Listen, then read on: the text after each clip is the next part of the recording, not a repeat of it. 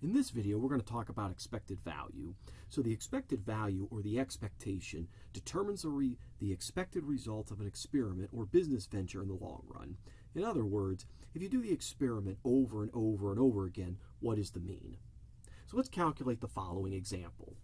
So roll an 8-sided die once. The person running the booth will pay you $1 if you roll a 1, 2, 3, or 4, but if you roll anything else, you must pay the person in the booth $1. The game is free to play. Calculate your expectation or your expected value. So remember, with an 8-sided die, you can roll anywhere between a 1 and 8.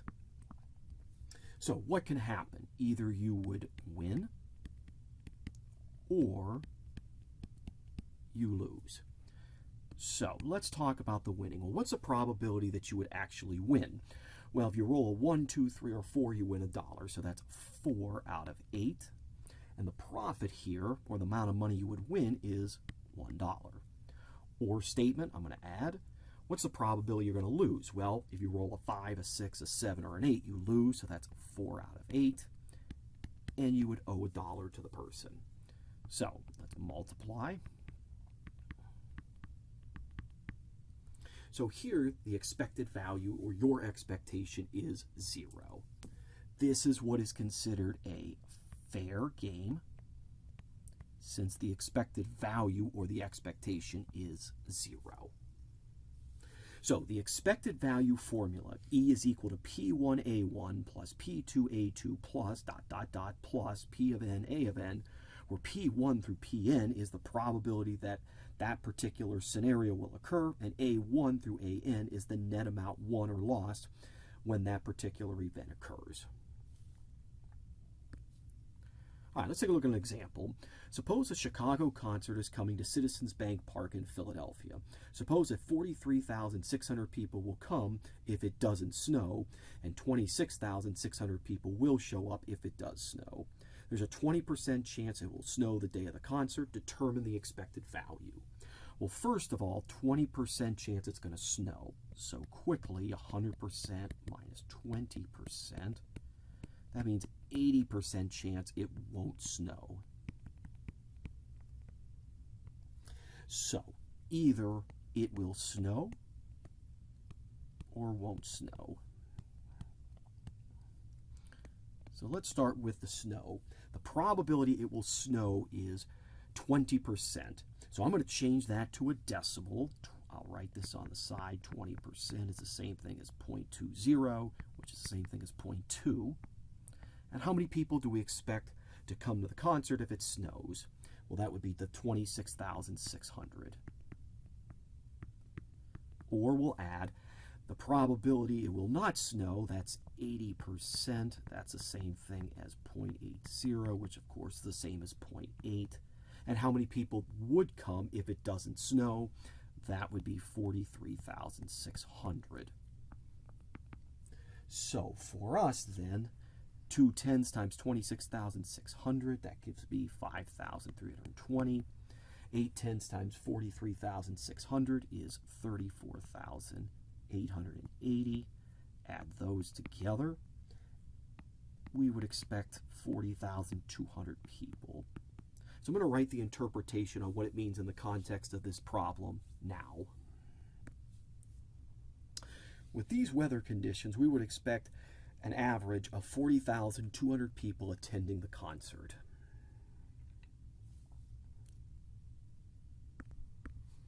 Okay, let's take a look at the next example.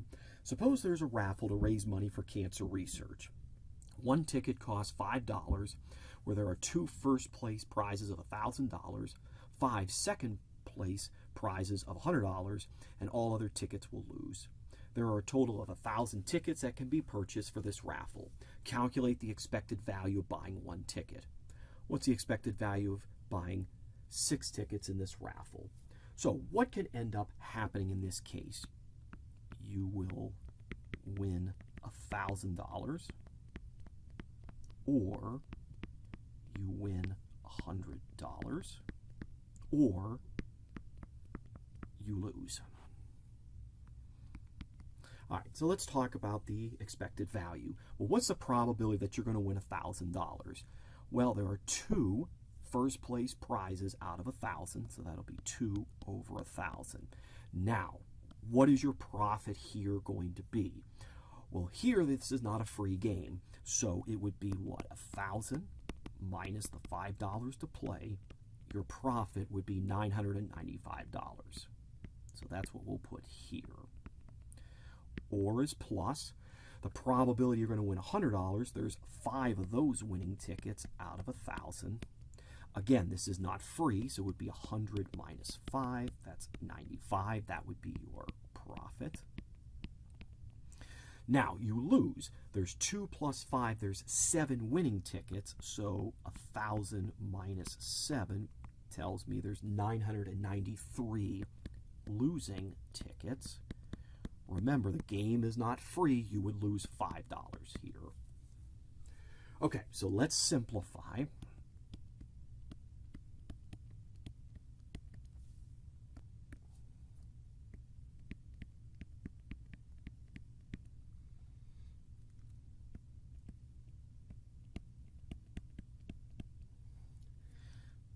This would end up being this,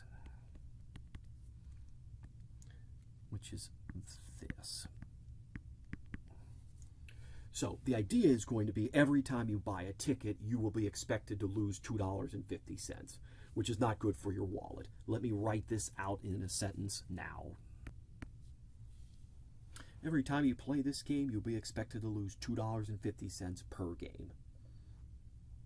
So if we wanted to do this for 6 tickets, well, that would be buying 6 times losing $2.50 per game.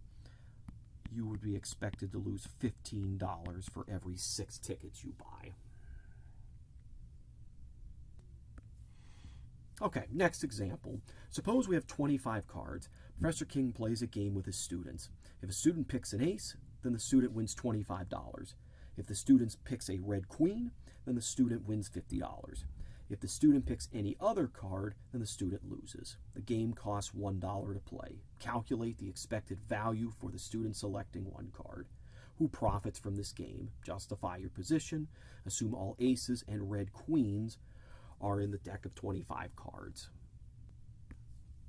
Okay, so what can happen here? You can win $25, or you win $50, or you lose. All right, so the expected value. So the probability of picking an ace, there's 4 aces. Now remember, there's only 25 cards. So again, that prize would be $25. So 25 minus 1, that would be 24 as profit, or for plus. Now, a red queen, that's the queen of hearts and the queen of diamonds. So that's 2 out of 25. Again, 50 minus 1, that would be 49. Now, there are 6 aces or red queens out of the 25. So 25 minus 6, that would leave me with 19 losing cards out of 25.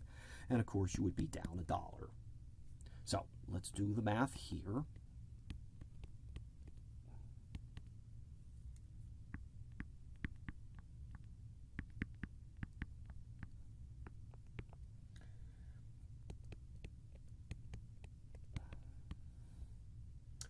So the expected value is positive, which in this case is $7. So on average, every time you play this game, you would expect to profit $7. Let me write that out now.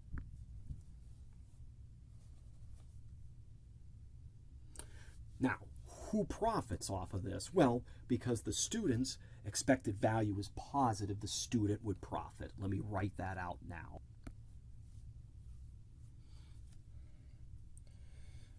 Now, keep in mind, if you played this game 4 times, the expected value for the student would be $28.